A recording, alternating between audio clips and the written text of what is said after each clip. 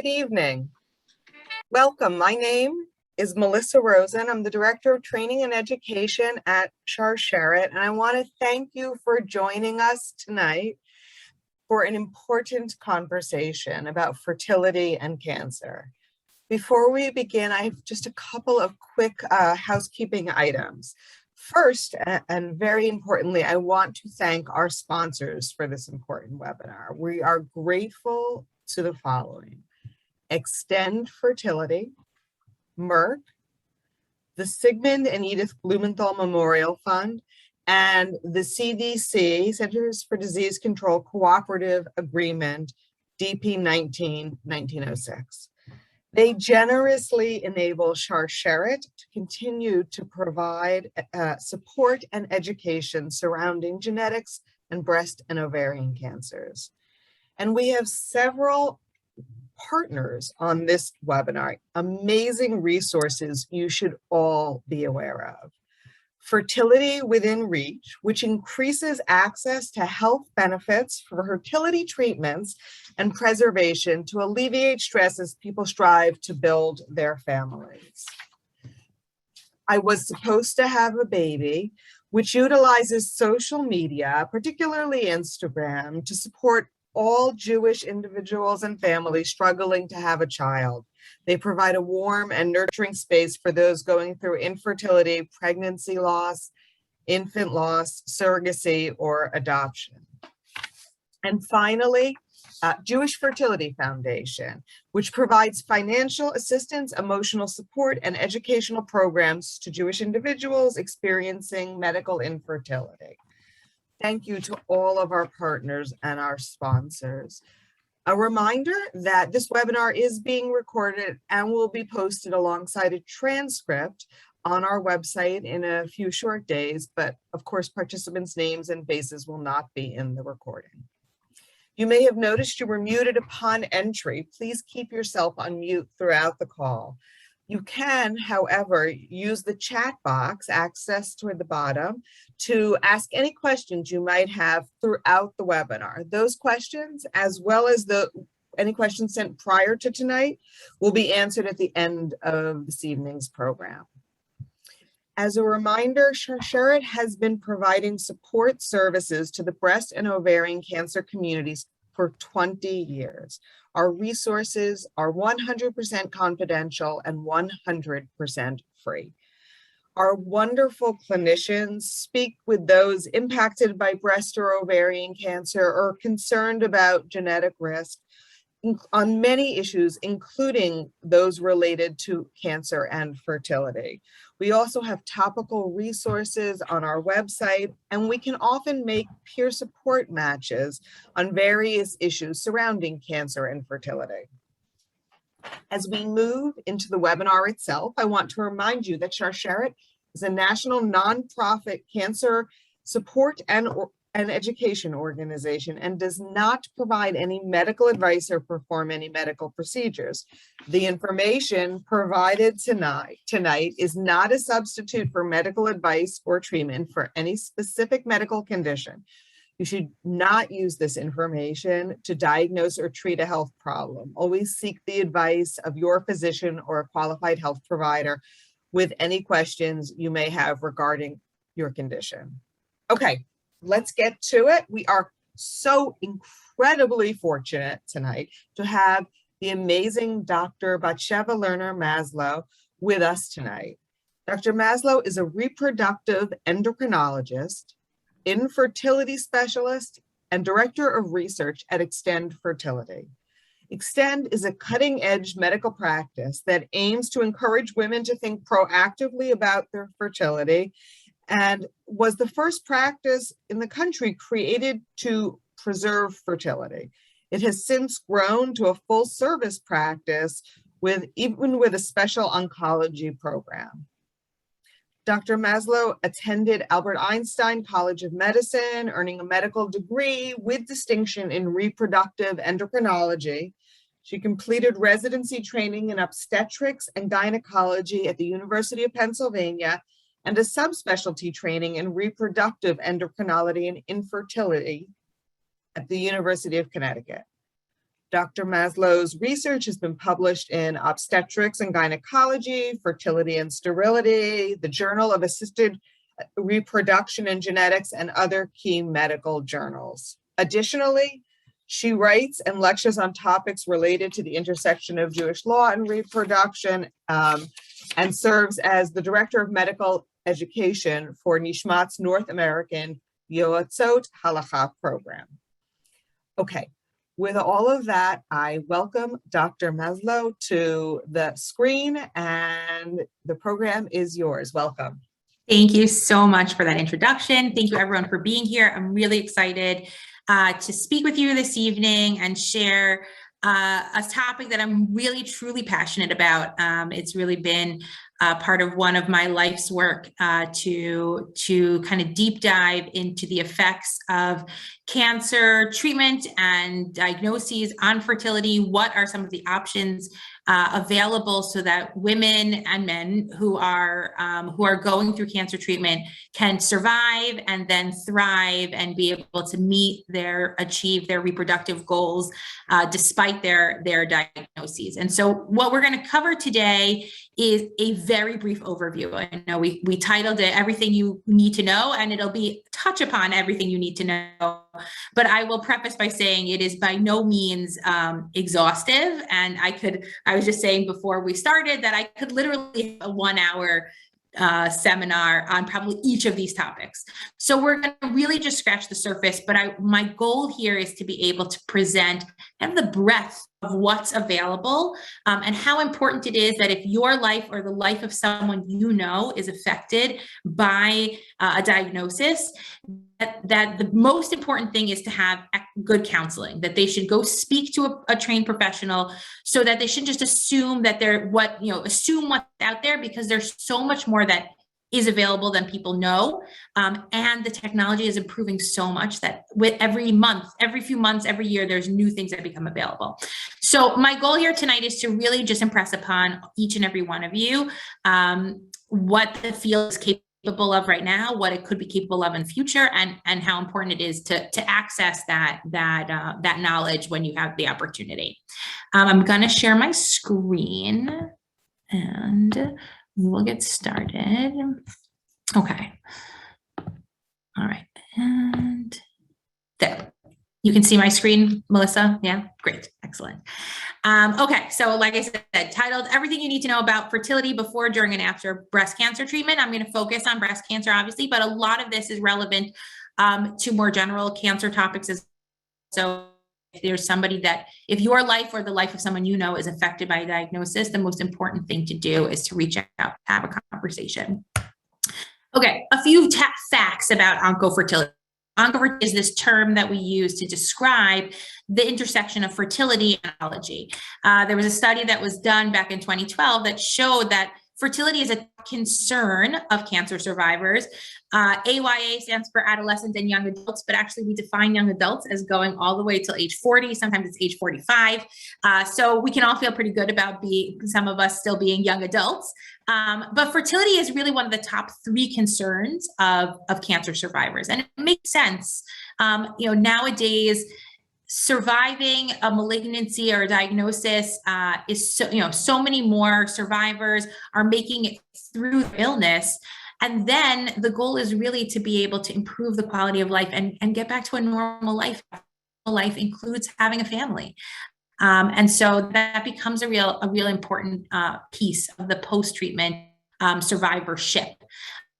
What we've learned over the years of paying attention to fertility in cancer survivors is that it's not only about, did the chemotherapy cause menopause? Now we know that, in years past when chemotherapy was much more aggressive than it is and less targeted than it is, cancer therapy almost always essentially obliterated fertility, and women who underwent cancer therapy who weren't menopausal, who still got periods after their chemotherapy, they didn't have periods anymore, and there really wasn't a question about what would happen to their natural fertility afterwards.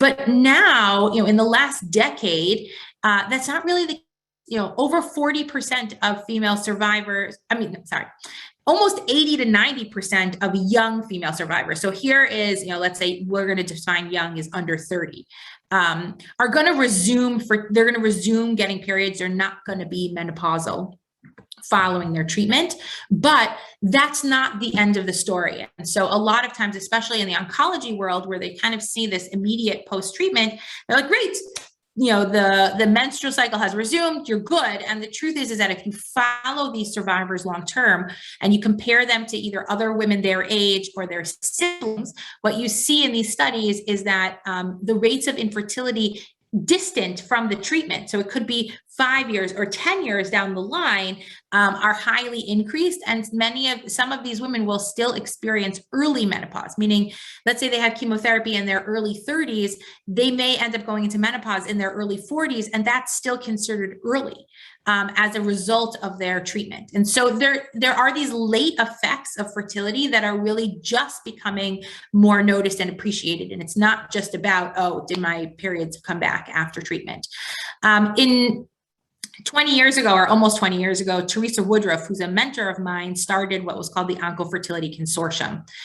It's really changed the face of the way cancer patients are treated and allows for this collaboration between oncology departments and fertility departments. And they recently published their vision statement for the next 10 years. And one of the things they several of the points were looking at some of the gaps of care that happened, to young adults. And like I said, I use young adults very broadly here, but to young adults post-treatment. And part of the key factors was a lack of awareness of what the options are amongst patients and physicians. So remember, even if your oncologist may not know all the answers, there are doctors out there who do. And part of advocating for yourself is getting some of that information as soon as possible. Lack of referral pathways. This is a major hurdle that I come across often.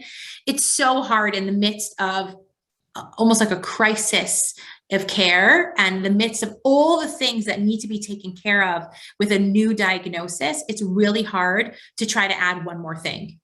And so it often becomes only accessible to those who are really, really motivated. And that's something that as a medical field, we're going to have to work on over the next 10 or 15 years to really create more seamless and easier pathways to get from the oncology office to the fertility office and back.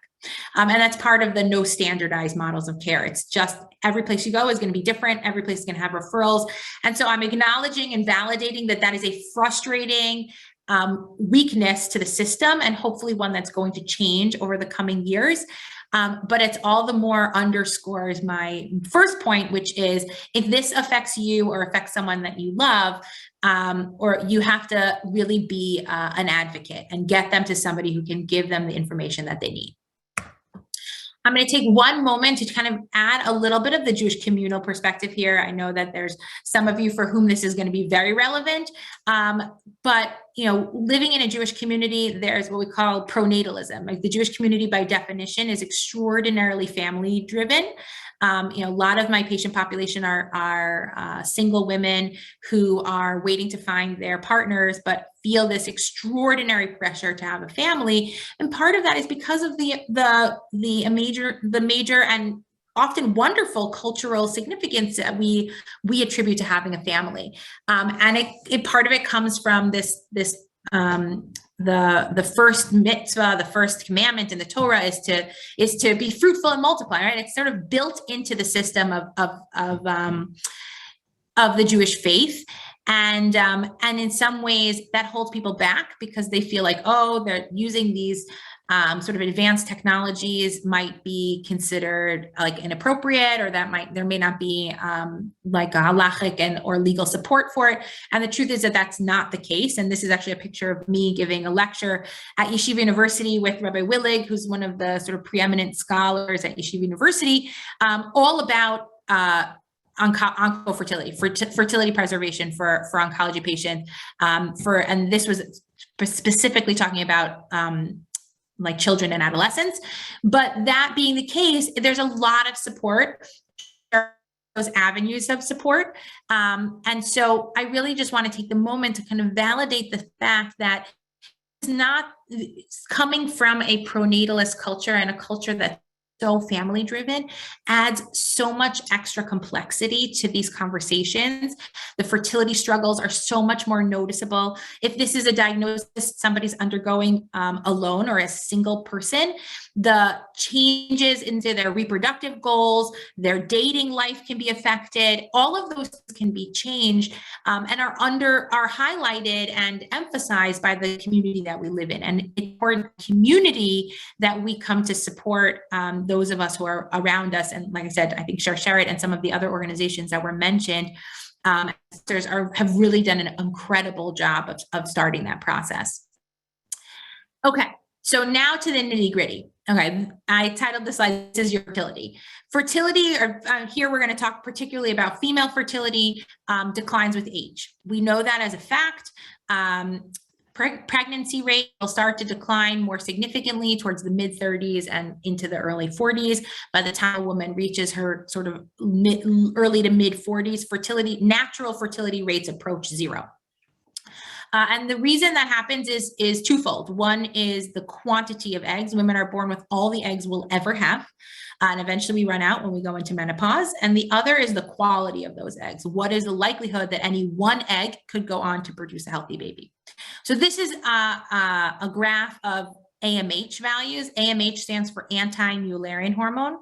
It is a hormone that we use as direct marker of egg supply.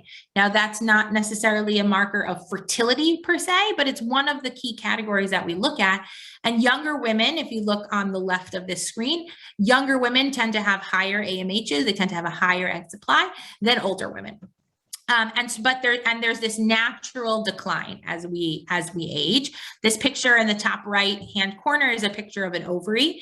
I like to tell people that ovaries look like chocolate chip cookies. Partially that's because I really like chocolate chip cookies and I really like ovaries. So it's a good mix of my two favorite things. But on ultrasound, what you see are these little black circles inside the ovary. Each of these little black circles that you're looking at is something called a follicle. It's like a little bubble of fluid that contains an immature egg.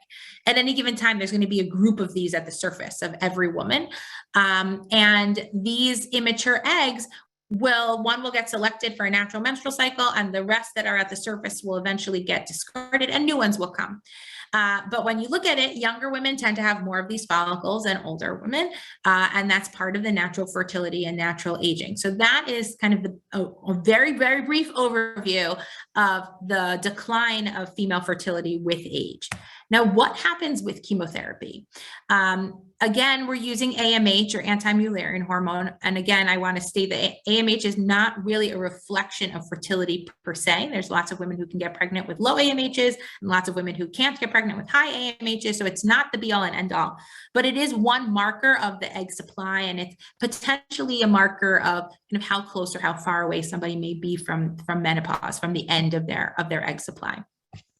So what we see, and this is a great study that was done in Norway, I believe, where they followed the AMH values prior to treatment, during treatment, and then after treatment.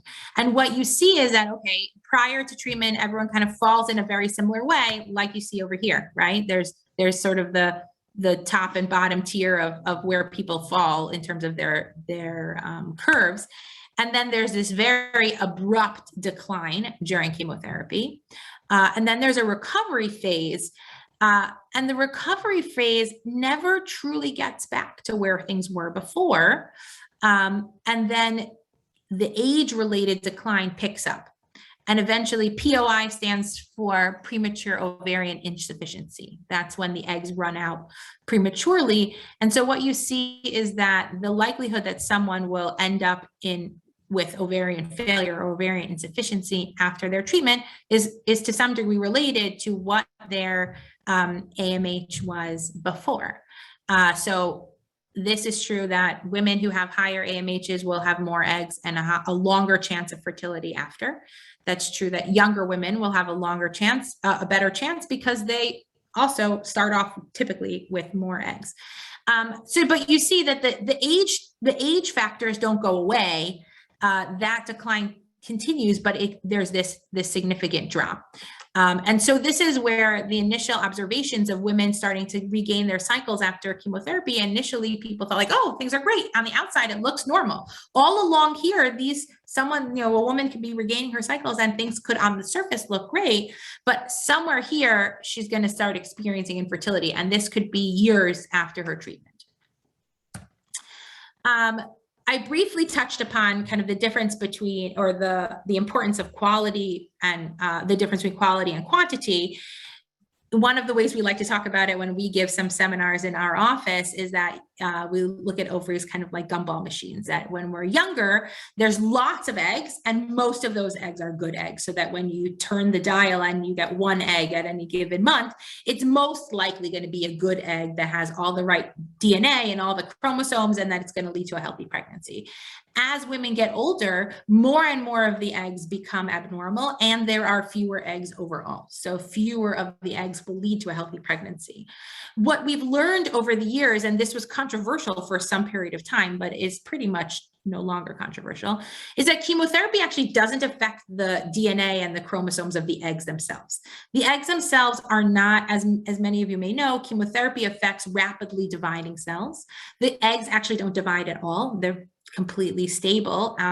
But the cells that surround the egg, the ones that support it, are rapidly dividing. And so the chemotherapy affects these cells that surround the eggs and support them. And if you kill off enough of those supporting cells, the egg itself dies out.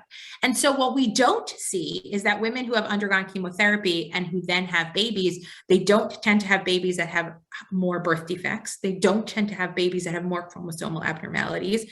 So it's not that they're aging their eggs or that the chemotherapy is somehow affecting the eggs themselves. They just have a real significant hit to their egg quantity. And that's overall very reassuring, because what that means is that there's a lot of options and opportunities for women to be able to reach their reproductive goals even after cancer. Here's just another graph that comes from another study that was done here in the United States that looked at different types of cancer and the likelihood of having ovarian failure after chemotherapy and having infertility, even if their periods resume. And what I wanted to show you is, particularly for breast cancer, which is this blue one with the diamonds. First of all, it's very much related to age. And as when we get older, it is much more likely that they will experience infertility as they get older, particularly for breast cancer. There's a variety of reasons why that might be the case, as opposed to some of the other malignancies, which I won't get into now. But needless to say, it's a very relevant conversation to women who are diagnosed with breast cancer during their reproductive years. Okay, so I said before, during, and after treatment. So before treatment, what do you do with a new diagnosis? Counseling. I cannot emphasize this enough. And I can't tell you how many times I've met people who just assume that whatever it is they need is not available. And so it's not only that there's a lot available and there's a lot to talk about, more than I could ever talk about in this one session. It's also, there's power in knowledge and being able to know what the options are. Even if the answer is the chance of having a child is unfortunately incredibly small, which thank God I don't have to say very often. But even just having someone to be able to speak through that and talk through it and understand what that means, what are the alternatives, is empowering. And to be able to go through a cancer journey with being more proactive rather than reactive is something really important that I find that my patients really appreciate. So I cannot emphasize enough how important it is to get on the phone and talk to somebody who has some knowledge that could help you. Okay, so what are the options? We're going to start with fertility preservation. Reproductive aged woman, however you determine that. Generally, I would say fertility preservation options are most relevant for women who are, I'm going to say, under 40 with a new diagnosis. Between 40 and 45, there are definitely options to talk about, particularly, let's say, between 40 and 43. So I wouldn't exclude somebody from that. But certainly if you're talking about a diagnosis in a woman under 40, it should be mandatory that these women have some kind of conversation about fertility preservation, even if they decide not to do it. having the knowledge is incredibly important. So what are the options for fertility preservation? One is egg freezing. Egg freezing is a great option for women who are single or don't have a partner. Egg freezing is a process that used to be considered experimental, but for the last almost 10 years has been considered a standard of care. It's now readily available in lots and lots of places. Like was mentioned, Extend Fertility, the practice that I work at, was really the first practice that was built with a program specifically developed to help women freeze their eggs. We have a lab that is incredibly talented and is using the latest and greatest techniques for egg freezing. But the technology has improved drastically from what people have heard about in the past, and is really an excellent option available for either one, like I said, a woman who is single. Sometimes egg freezing makes more sense than embryo freezing for couples, even if they're married. Sometimes it's faster sometimes just to get egg freezing. So if you're crunched for time, or if the partner is crunched for time, there's also the consideration of what we call disputed embryos. So when an embryo is created, that embryo, for lack of a better term, is owned or parented, or is in custody of the two parents that made that embryo. And if something were to happen to that relationship, that embryo is essentially no longer usable unless there is express consent from the other party, and even in that case may not be. And so there's an example. This is one sort of devastating extreme example of a physician actually in Arizona. She was diagnosed with breast cancer. She and her husband froze embryos. She underwent treatment. They then got divorced. She went into early menopause. She met another person. They got married. At the time, she was 40. I mean, she was not too old to have a family, but she no longer had viable eggs. And her ex-husband was not allowing her to use their frozen embryos that the two of them created. And it went through the court system, and ultimately the court system sided with the ex-husband, because in this country, and truth isn't even in most countries around the world, you can't make somebody a parent against their will.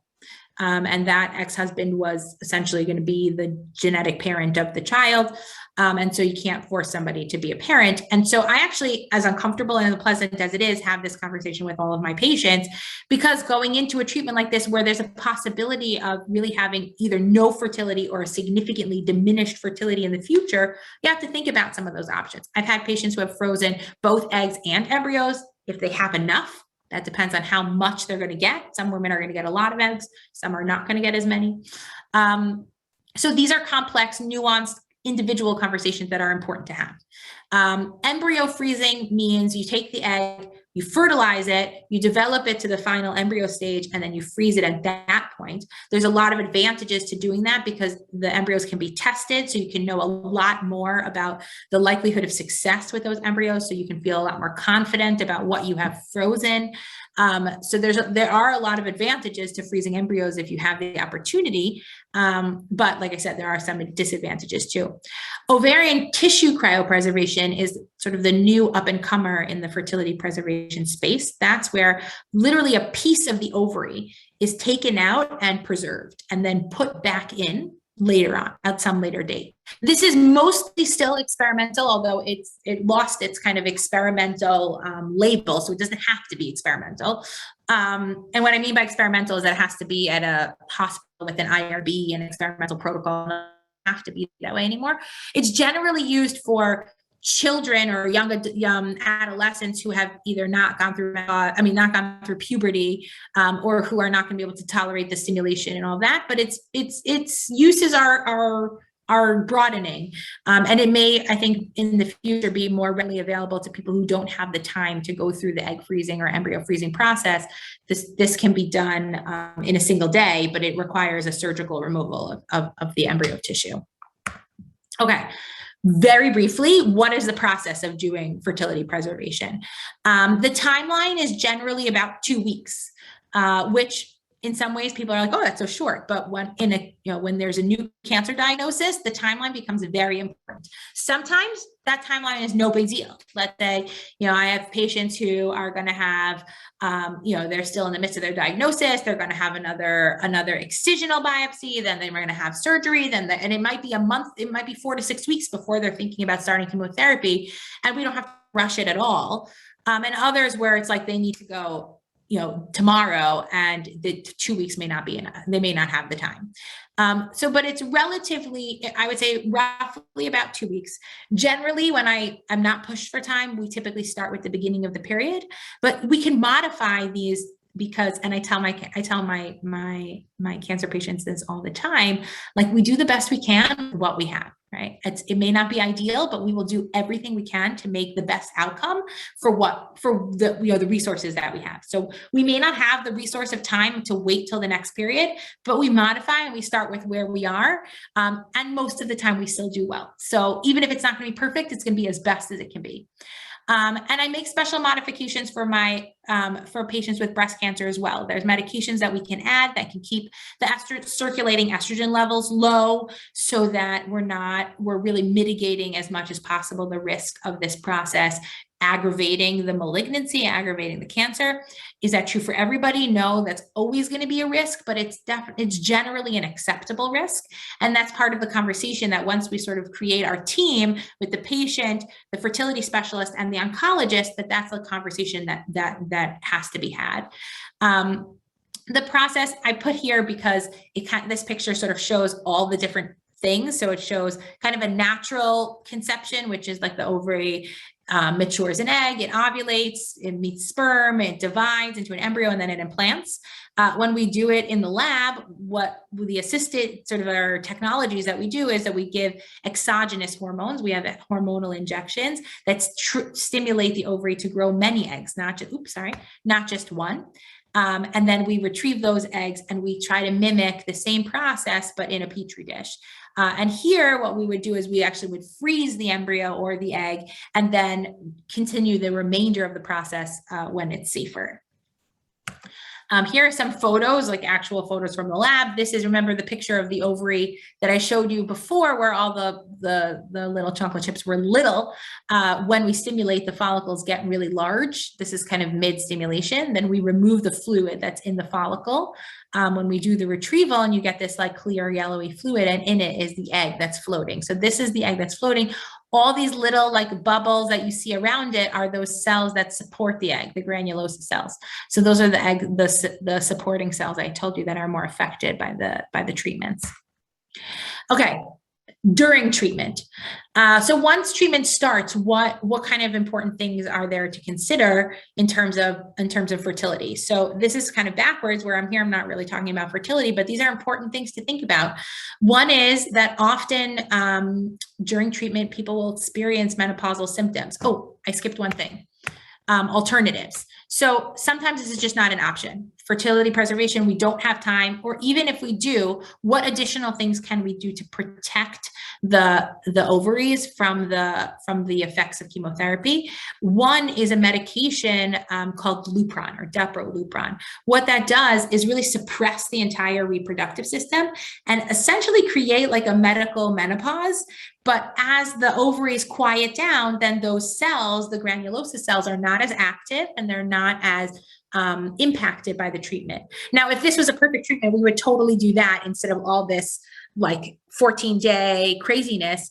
But it's not perfect, but it's reasonable as an alternative if this isn't an option. And I often do it in addition. So once we do all of this and we preserve the fertility, I also try to protect the fertility. But what that does is often create menopausal symptoms. And even in women who don't take that Lupron treatment, they often will experience menopausal symptoms. Because remember, I showed you there's a like very steep decline in the ovarian function during treatment, and the ovaries are what produce the hormones that make us not have menopausal symptoms. So things like hot flashes, vaginal dryness are very common during treatment. The unfortunate thing is, in the general public, we treat menopausal symptoms with estrogen, which we really can't do, particularly during breast cancer treatment. But there are some non-hormonal methods that can be used. And so it's important to also bring them up because, like I said, you don't have to suffer. It doesn't have to be, it doesn't have to always be that way. And so a good gynecologist can also help you deal with some of these symptoms in a way that's still safe during treatment. The other thing I bring up, which probably sounds totally backwards, is contraception. Actually, one of the ways I got into this as a passion project was during my residency. Like, my first research project I ever did was on contraception during cancer treatment. And I compared breast cancer treatment to other malignancies, and I worked with the oncology department at the University of Pennsylvania. It's still actually one of my most cited papers because it's not something that people talk about frequently. The assumption is, oh, if I had this consultation about how I have to preserve my fertility, then I must not be able to get pregnant. And that's not actually the case. And there's some good studies to show that, unfortunately, there are unintended pregnancies that have happened either during treatment or shortly thereafter. And that's obviously a very, very challenging situation, particularly for women with breast cancer, because pregnancy comes along with all sorts of hormones that can be an issue. And, that brings up all sorts of conversations about the, termination and pregnancy and a lot of complicated things. And the better thing is to not be in that circumstance of having an unintended pregnancy if that's not your intention.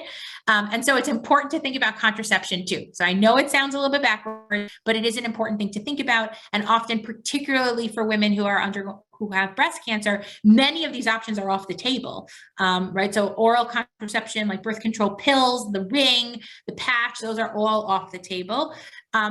For couples who are orthodox and observant, some of these other options may also be off the table, like condoms and other methods. So it's a complicated situation. I've had circumstances where we did an egg retrieval and an IUD placement at the same time.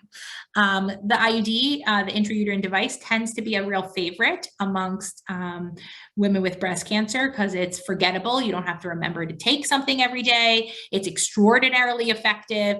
It's safe. There are ones that are hormone-free. There are ones that have low hormones that have been studied in breast cancer that are safe. So this is another conversation to have, and an important one. And it is nice to just not have to worry about it if you can. Okay, moving on.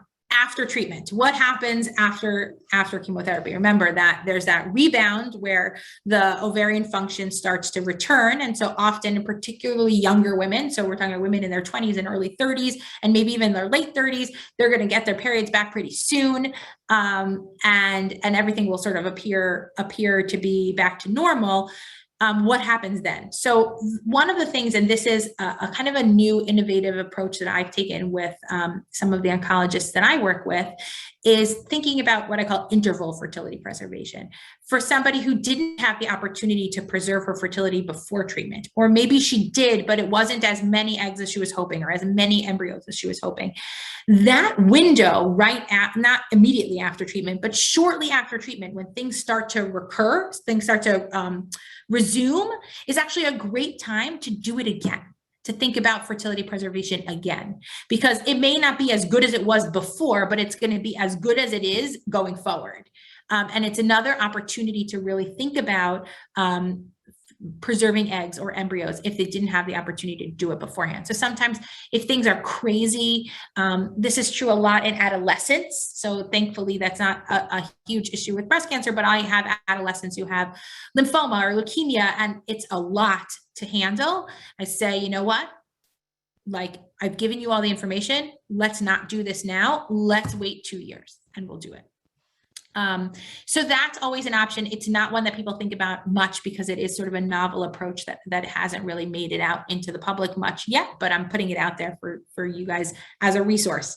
But getting pregnant after treatment is a big, huge topic, particularly for breast cancer.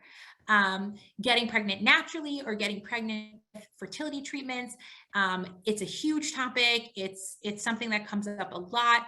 A lot of it is based around timing, and that's obviously critical, especially for those who are going to be on some kind of suppression treatment after their initial chemotherapy or surgery, right? Those who are going to be on tamoxifen or Arimidex, or they're going to be on Herceptin, right? Some of these are treatments that are going to continue for years after the initial treatment and are generally not safe in pregnancy. So do you go off those suppression to get pregnant? Do you waiting 5 years in somebody who, right? Getting pregnant at 40 is very different than getting pregnant at, and that goes back to those initial charts about what are the chances of getting pregnant at 35 versus 40 is actually quite drastic. And so that's, again, where those conversations about fertility preservation, somebody who has eggs or embryos frozen and then does 5 years of tamoxifen is in a very different place than somebody who doesn't.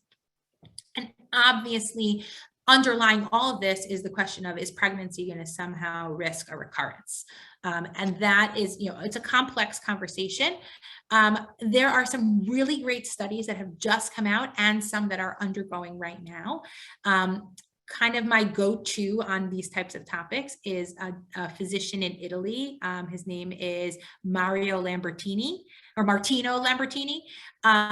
He is a breast cancer oncologist with a real interest in fertility in general.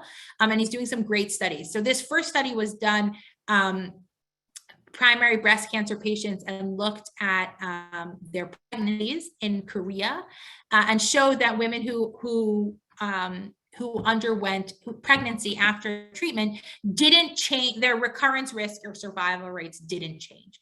So generally the pregnancy itself didn't affect their cancer or their risk of recurrence. And it also didn't show any differences in pregnancy outcomes, whether they were done closer to treatment or farther away from treatment. So this is all very reassuring, showing that the treatment itself doesn't necessarily affect the pregnancy, and the pregnancy itself doesn't necessarily increase the risk of recurrence. And this study looked at BRCA mutations, women who have not yet who don't have a diagnosis of cancer, and looked at their pregnancies to see, okay, these are women who are potentially at risk for cancer. Could their pregnancy increase their chances of actually developing a cancer? And they showed that they didn't. So that was also a really important study. There's another study going on right now, one in the European Union and one in Canada, I believe, and I'm going to get their names mixed up. It's like the PROMISE study and the PROTECT, something with PR or something. I think one is the PROMISE, where they're looking at giving women opportunity to go off their suppression medication for some period of time. So they give them a break. Let's say after 2 years, they take a 2-year break to get pregnant and have a baby, and then go back on their suppression treatment. And they haven't published a study yet. I don't think they've finished recruiting, but the initial data is really very reassuring that can happen in a safe way. So it's something, again, not going to be for everyone. There's going to be a lot of individual adaptations, but these are all really, this is new data that's coming out that's overall very reassuring about the goals of being able to have a family and having a pregnancy safely after breast cancer. Something that comes up a lot when I talk about fertility preservation are, what are the success rates? Now, I don't have a time to kind of go deep into the success rates here, but what I want to emphasize is that the success rates with frozen eggs and frozen embryos are better now than they ever were before. This data that I have up here is actually old. The new data comes out every year, and these are data that's actually a few years old. But generally, the success rates are much better than they ever have been. And the biggest factor is the age of the eggs. So the younger a woman is when her eggs are harvested, the better the chances that she's going to have a baby with those eggs, whether they're fertilized now or they're fertilized later, or they're used soon or they're used much later. It's that just to oversimplify it, that's the most important piece of all of this. And that's why fertility preservation discussions are so important, because if this is something you can do, at 35 or 36, as opposed to 41 or 42, the difference is going to be drastic. If you can, you look at the green bar here, even the difference between 38 and 42 is drastic. I wanted to take the last few minutes, and I'm going to leave 10 minutes for questions, but I wanted to take the last few minutes to talk about just some specific considerations for women who, and truthfully, and men who are BRCA positive. BRCA is there's kind of two things to talk about here. One is somebody who's already has a cancer diagnosis and others who might be at risk for a cancer diagnosis. I'm going to talk about the at-risk population first. So women who are diagnosed with BRCA, and nowadays that testing is happening much more frequently and at younger ages. So you can have women who are in their 20s who are finding out that they have that they're a carrier for BRCA. It has to affect their reproductive life, whether they want to admit it or not. And it's imperative that we start talking about the fertility considerations for these young women. So one is that there's at some point someone may recommend risk-reducing surgery, mastectomy, oophorectomy, removing the ovaries. Now there's discussions of what we call a salpingectomy, which is removing the tubes and then removing the ovaries later. Those are all things that are going to come into play as we get towards the end of the reproductive years. And unfortunately, in the oncology world, they don't necessarily think of 35 and 40 as being within the reproductive years. But the truth is that the reality is that there are many women who are either just starting their families at 35 or 40, or there are women who would love to be able to grow their families at 35 or 40. So it not only is it not unheard of that between 35 and 40 is a time where really are reproducing, and it's not it's extraordinarily disruptive to their reproductive plans to start talking about removing their ovaries at 35 or 40 and sort of dismissing the fact that that means that they may no longer have children. And so if you think about things like fertility preservation for women who are BRCA positive, who may at some point down the line have to have their ovaries removed, you're like, the whole perspective can change, because you can freeze eggs when they're still good and they're young, and you can get lots of them, let's say at, in the early 30s, and then have your ovaries removed at 35, and then still get pregnant with your frozen eggs, because you don't actually need ovaries anymore once you have your frozen eggs, because the eggs get fertilized in the laboratory and then they get put in the uterus, and we can actually safely replace the hormones that the ovaries would have produced. Now, this is like mind-blowing, but it's something actually that can be done relatively easily. And this is another area where people don't even think about it. It's not even being thought of. And I put this little blurb on the bottom here. This is a paper that actually is coming out that I published that's going to be in the Journal of Cancer Oncology Practice. You see, I had to submit my revised manuscript last month, so hopefully it'll come out in the next few months, where we really kind of detail some of these considerations and why it's really important for young women, particularly if they're diagnosed in their 20s and 30s that are BRCA positive, to talk to somebody about fertility preservation.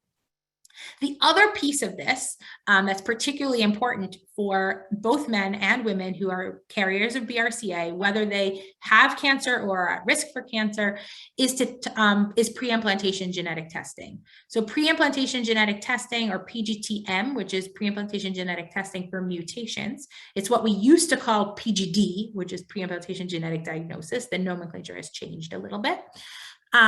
Is the ability to biopsy embryos, which is this picture that I showed here. This is a fully formed blastocyst embryo where a small portion of the outer cells are being biopsied or taken off safely, doesn't affect the embryo itself, and these cells can be tested. They can be tested for a variety of things. So they can be tested for chromosomal abnormalities like we talked about before, but importantly, they can be tested for particular mutations. And so there is the option for those who are carriers of BRCA, known carriers of BRCA, to use assisted reproductive technologies as a way to prevent transmitting the gene to their offspring. Now, this is complicated and nuanced and, to some controversial. It's obviously, it can be expensive.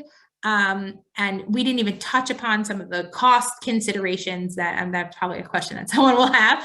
So we can touch upon in the questions, but this is a whole new paradigm of thinking about somebody who's not necessarily infertile, who doesn't have a risk to their fertility, but utilizing fertility treatments as a way to prevent the transmission of a mutation is complicated. And I will say I have more and more, I have patients who are coming to me who have family histories of malignancies, who are known BRCA carriers, who are coming to do PGT in order to prevent having children who will have to go through some of similar experiences they have. The success rates, like I said, are better now than they've ever been. There's been this huge inflection in the ability to do this kinds of testing over the last 5 years, where it's, the younger, the testing itself is so much more reliable, but it's limited by the age of the eggs. So the younger the eggs are that are being used, the more likely it is that they're going to find an embryo that's both chromosomally normal and healthy enough to go on to produce a healthy baby and not a carrier. And remember, BRCA, you only need one copy. So that means 50% of the offspring are statistically going to be carriers.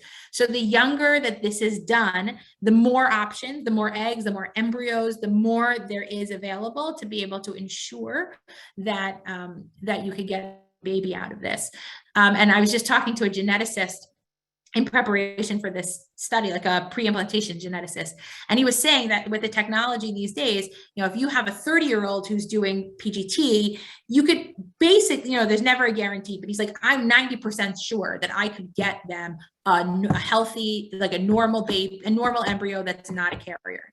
But if you have somebody who's 40, it's almost impossible, because they tend to not make as many eggs, and the eggs that they make tend to not be as good. So to be able to find one that's both a healthy egg and not a carrier is very, very, very challenging. So that underscores, again, getting the information to people as early as possible so they can make these decisions in a way that's going to give them the most options. And that's part of was my motivation for writing this paper, is to get that information out to the oncology world. And one of my motivations for speaking to you today is to get some of that information out as well.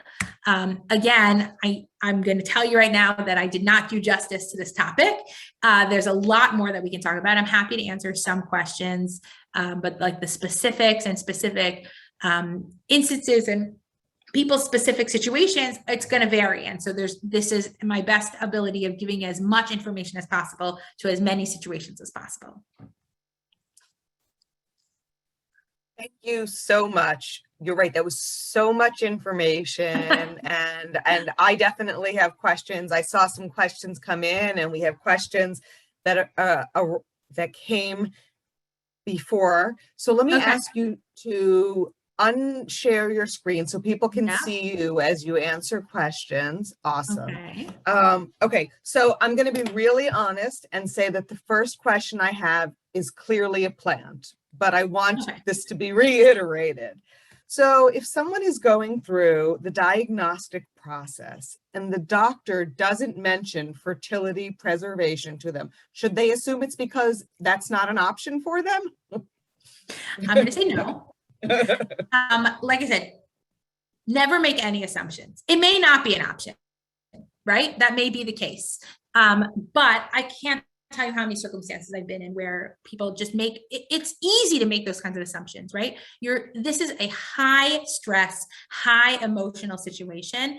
And it's just so natural to be able to say, okay, it's not an option. And in a way, it's easier. It's like, okay, it's one less thing I have to deal with. But the future you will be much happier if you were able to have that conversation, even if the answer is right, to just understand why it's not an option. I would say, like I said, for somebody who's under 40, it should be obligatory that they have the conversation. Between 40 and 45, we can argue what the right age cutoff is. And over 45, unfortunately, probably isn't an option for many. But in young, women under 40, it has to be a conversation. And if the oncologist doesn't bring it up, either the patient should bring it up or go out on her own. But like, there has to at least be an acknowledgement that there needs to be a conversation. thank you for reiterating that. We still hear from women who haven't I heard know. that from their doctors while they're in the diagnostic process.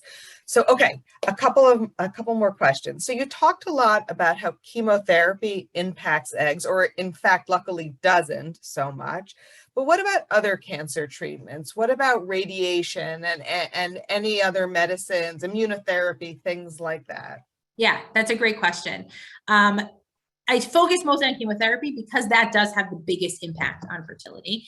Radiation, thankfully, especially now, they're so good at pinpoint. The world of radiation oncology has also, just like with the advent of computers, they're building these computer models to be able to target the radiation so much better than they ever could.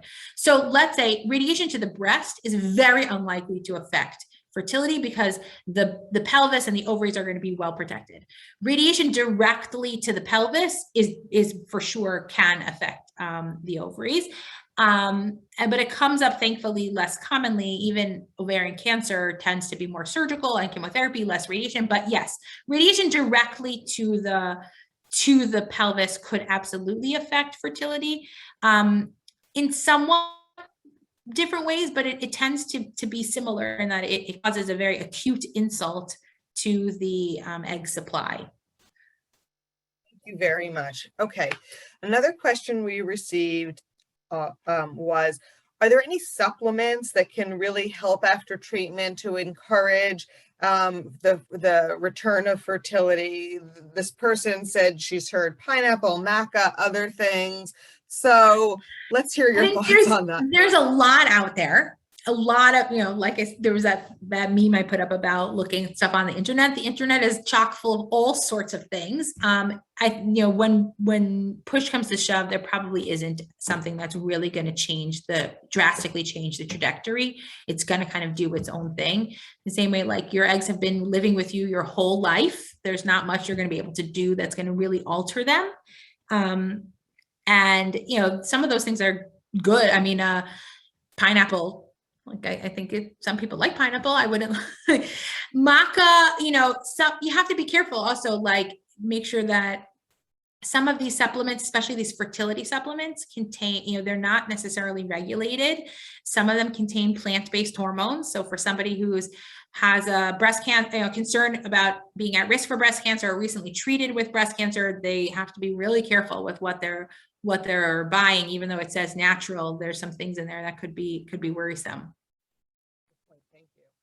So someone asks about IVF cycles and their relationship to ovarian tumors or borderline ovarian tumors. Yeah. Is that something that happens? And so I would say this was a topic of conversation probably like in the late 80s, 90s, a lot of concern about whether either fertility treatments in general or IVF somehow put people at risk for ovarian cancer. In big studies that have been done where they looked at huge population base, right? Instead of just looking at small groups, they're looking at, often these are done in like Scandinavian countries where they have big databases of like every single birth that's happened in the country and every single cancer treatment and every single fertility treatment.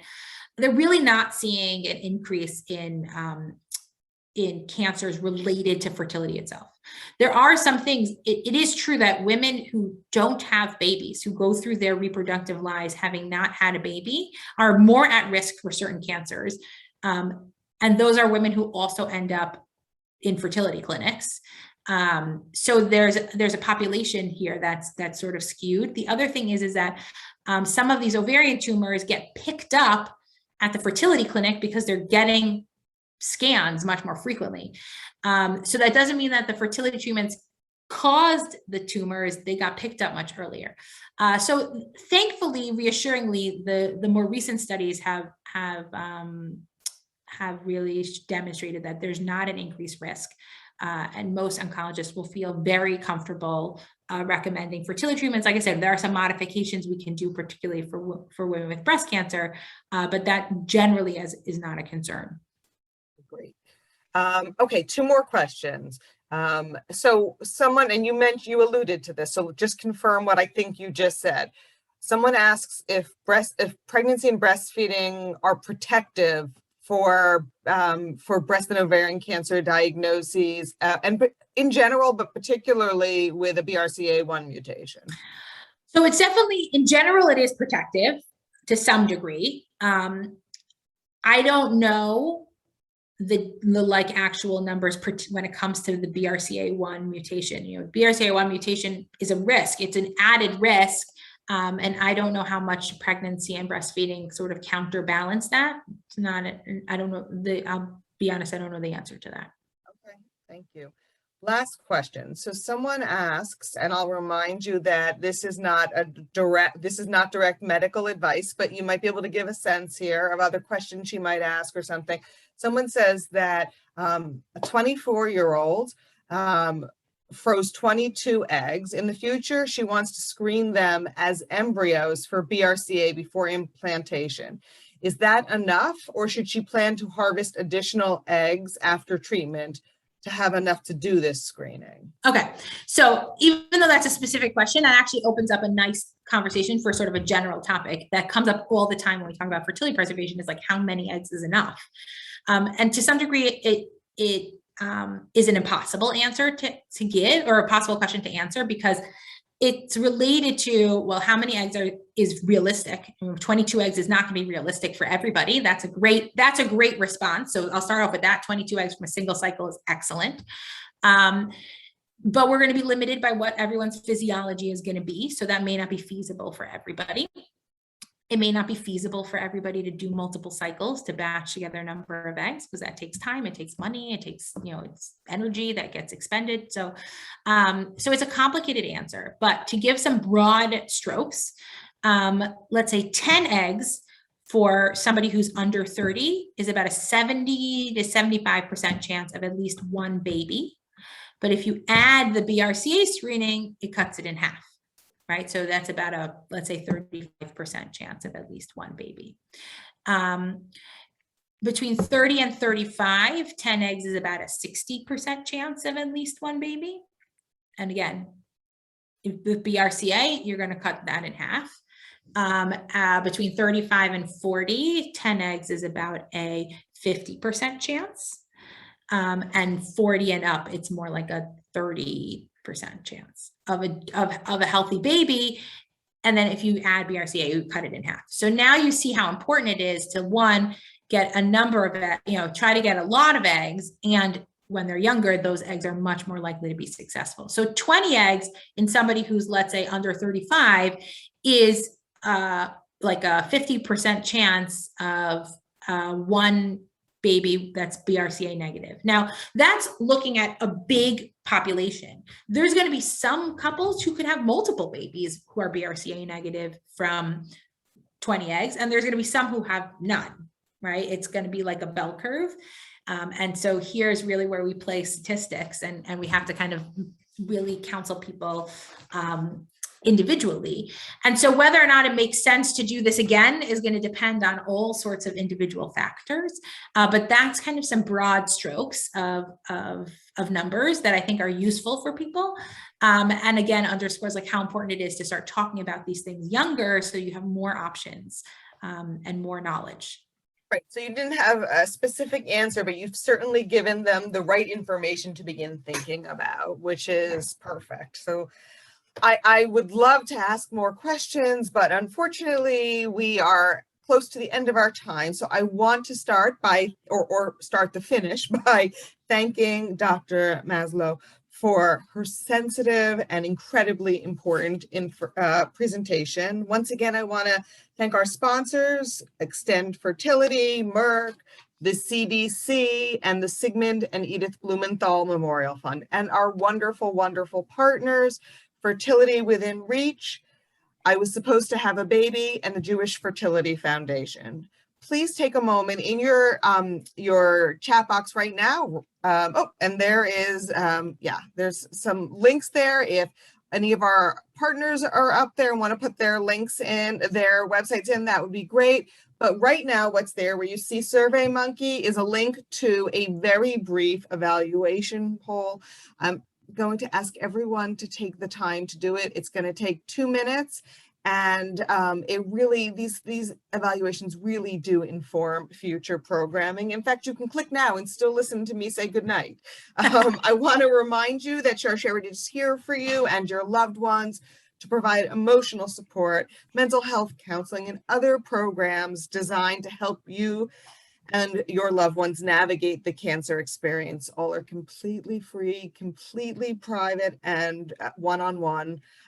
You can reach out to us through our website, which was just up on the chat, or by emailing clinical staff at also right there at sharsheret.org. And as we finish, I just want to say we have one more program this week.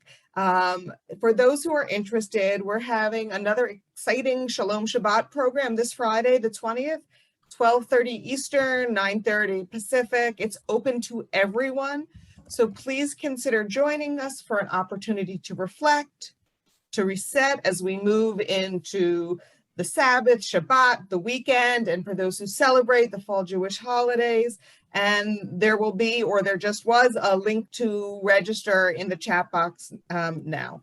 Thank you again to Dr. Maslow. Thank you for joining us, and have a wonderful night. Good night. All right. Thank you so much for having me. Bye-bye.